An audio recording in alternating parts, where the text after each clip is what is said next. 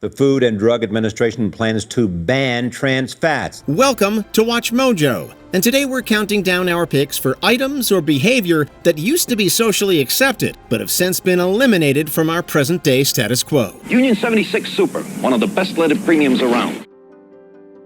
Number 10, lawn darts. It's perhaps the most well-known example of bygone 70s nostalgia on this list. The almost mythical reputation of lawn darts and their legacy of danger. The idea was simple and almost certainly not intended to cause any injuries or fatalities. When they hit, this is 23,000 pounds per square inch. Tossing pointed darts into the ground with the hopes of landing them inside a ringed circle. The problem was that lawn darts were often utilized by both children and inebriated adults at backyard parties. You can probably do the math from this point. And the committee voted 2-1 this time in favor of a ban on the steel-tipped darts. Lawn darts do still exist, but the extra sharp, pointy ones that were around during the 70s have now been replaced, in the United States anyway, with safer-tipped replacements. The kit includes 4 lawn darts and 2 targets. Number 9. Playing on train tracks. The inherent danger of this one may seem obvious, but then again, this is easily forgotten with the nostalgia afforded to us by watching older movies.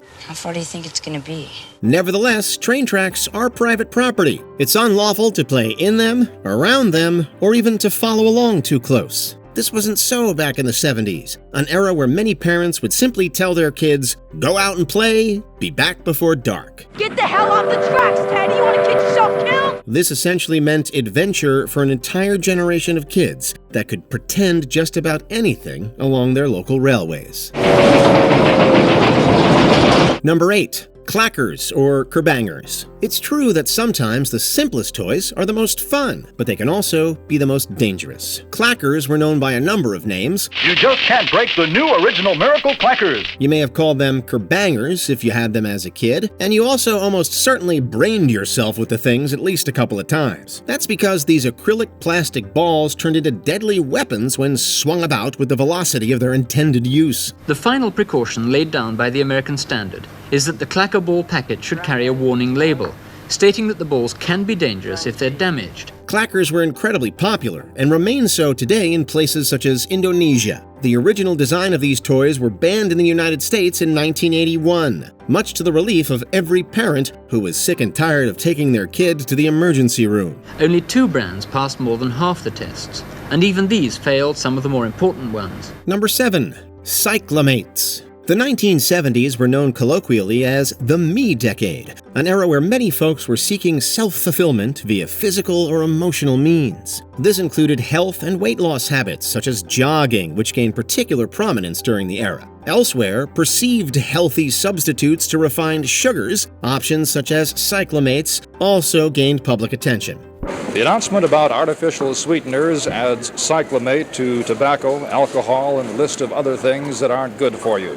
These artificial sweeteners were found all the time in many diet soda options during the 1970s, but were eventually banned after scientific tests on rats found a marked increase in bladder cancer among the test subjects. Probably just better to crack open a Coke or Pepsi, right? I've never bought diet things because I've read about it quite a couple of years ago, that they were dangerous. Number 6. Mercury thermometers. The usage of mercury thermometers for in-home use hasn't been wiped out completely, since many older varieties of this once prevalent tool can still be found in places like antique stores or flea markets. That said, many states within the U.S. have laws set into place that have banned or heavily restricted how and when these thermometers can be used. Modern medicine's adoption of non-mercury or digital thermometers have largely made the neurotoxic and non-biodegradable aspects of mercury thermometers feel extraneous to need. These dangerous pieces of medical equipment have largely been phased out and will likely never return to prominence.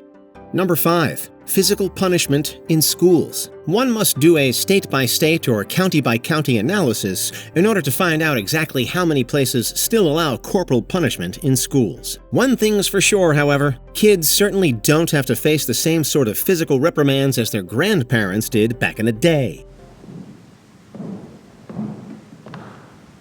Ask any member of the older generation what it was like in a parochial school, for example, a place where many victims claim they received physical abuse from clergy members such as nuns. Punishment is absolute.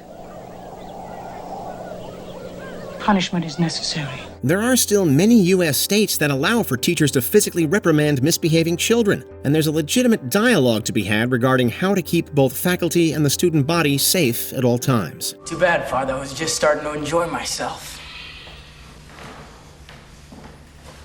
We can do it again tomorrow if you like. Number 4. Lead paint. It's highly likely that you or somebody you know still lives in a house coated in lead paint. Despite awareness efforts and community outreach, lead poisoning remains a concern. That's because this additive was incredibly common and popular when it came to the construction of older houses. Today it's a bit tricky because lead can still be found for certain street paints, but the material has largely been banned from house varieties in the US and the UK. Lead paint has been banned since 1978.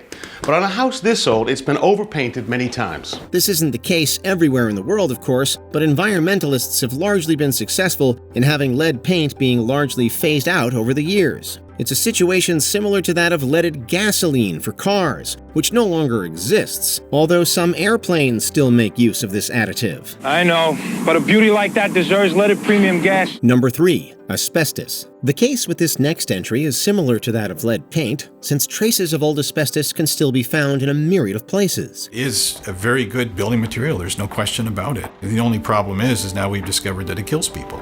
From old mill buildings, office spaces, and more, this material was prominent due to its insulation and fire-resistant properties. Today, however, most of us realize the carcinogenic nature of too much asbestos exposure. Older homes and buildings can have many asbestos-containing materials, such as vinyl tiled flooring. That said, this welcomed knowledge doesn't make the finding and removing of old asbestos any less challenging. Still, vigilance of its continued existence within so much of our infrastructure is key for avoiding too much close contact. The danger is releasing the asbestos fibers into the air. Number 2. Lifelike toy guns. The topic of toxic masculinity can certainly be applied to a discussion of firearm prevalence, specifically about how guns were often front and center in programs geared towards children. Many kids from the 70s played with toy guns, perhaps aiming to replicate the Western or police programs aired on TV during this time. I won! Those guns were designed to intentionally appear as lifelike as possible, presumably to tie into the child's playtime fantasies of being Starsky and Hutch or the Lone Ranger.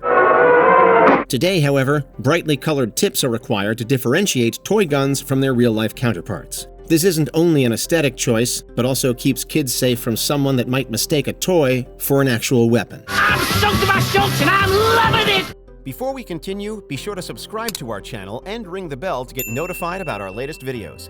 You have the option to be notified for occasional videos or all of them. If you're on your phone, make sure you go into Settings and switch on your notifications.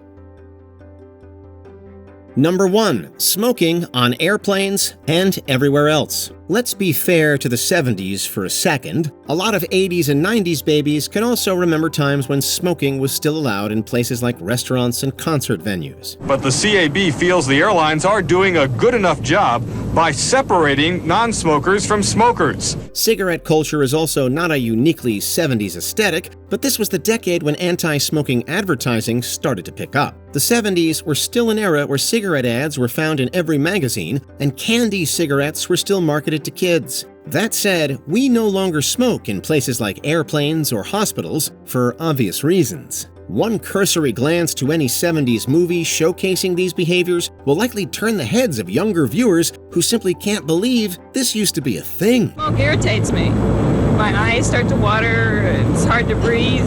Do you remember the 70s, or does this decade seem totally foreign to you? Let us know your thoughts on this very active decade in the comments. Always test for asbestos.